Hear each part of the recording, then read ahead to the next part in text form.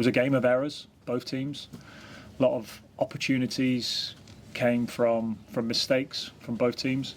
Felt in the first half they made more than us and we weren't able to capitalise, and the game looked like it was going towards kind of a 0-0, and quickly it slipped away from us. But I think in terms of those errors, we slightly evened it up in the second half. Obviously there's a long way to go in the title race, and I know beforehand you admitted it's obviously a big game, but how, let's say Chelsea go and win their game in hand, you're 5 points behind. Do you think that's are we going to talk fantasy here, or are we going to talk about the game, and we're going to talk about our next game? I can't control what Chelsea do in the next game. We are still up and around the top of the league. Made a very good start to the season. We've had a setback. I can't tell you about what they're going to do with their game in hand. And obviously Lauren Hemp out injured. Can you tell us any more about sort of the time frame? I can't tell you any more, really. No, we don't know. We were hoping that she'd be available for this game. That was quickly taken away from us yesterday. So, of course, losing a player like Lauren for these types of games is tough for us. But yeah, we'll manage. We have good players, and we'll regroup after this game. Thanks, Emma. Kit. Hi Gareth, can I just ask about Chelsea's first goal? It seemed like maybe your midfield got caught a little bit high up the pitch and that led to the counter-attack. Would that be fair, or is that decent? I still think we're in good shape. Sustaining attacks was difficult for us tonight. Second half especially, I felt that we were in and around the edge of their box, and sustaining the attacks was difficult for us. They're quite a physical team. They try to break quickly with Canard and Ramirez. Still think even in that situation around the halfway line, we're still in good shape and we could deal with it better.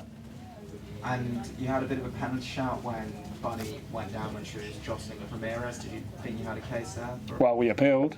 It's hard for us to see because it happens really quickly. I've not had the opportunity to see it again, but really hard for me to speculate any more than that. Thanks, Kit. Just 2 more questions. Just at the back, Jessie. It felt like Chelsea's press really limited Yui in this game. Is that a concern for you about if teams are able to mark her out of matches like this and she can't get as many touches? Chelsea's press really limited Yui and her ability to get on the ball. Yeah, but I always say, if Yui can't get on the ball, it means one of our centre-backs is free. If they come and jump onto our centre-backs, it means that maybe Yui's free again or one of our midfielders is free. So, yeah, you could see tonight that Chelsea paid the ultimate compliment in trying to stop Hasegawa. That's normal. We have that in many games, and we can cope without that. We didn't do it super well tonight. I don't think our problems lay in kind of the build-up play. We were a little bit scratchy in some parts, but for me it was more around the final third. Kind of like we just needed to make our moments into better opportunities with just a little bit better decision making, maybe an extra pass. And it looked like both teams were struggling with that, in that final action. And like I say, the game was looking like it was going towards a 0-0, and before you know it, we make another error, and they make the most of it.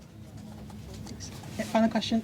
I just want to ask about timing of the substitutions. Obviously, neither you nor Sonia made subs until quite late, and I was surprised and thought there might be a moment where you want to make a change in order to try and turn the game when it was 0-0.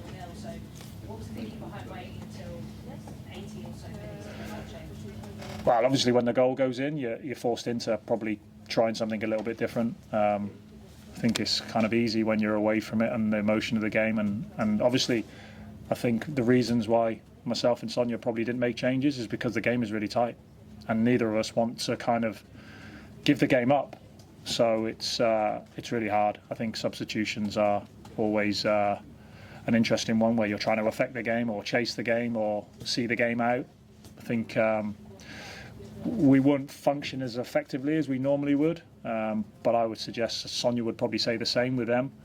And yeah, I think substitutions are always really difficult in that sense because you're kind of still in the rhythm of the game, and it's hard to bring a player from the sideline sometimes. Thank you, everyone. Cheers, guys. Thank you.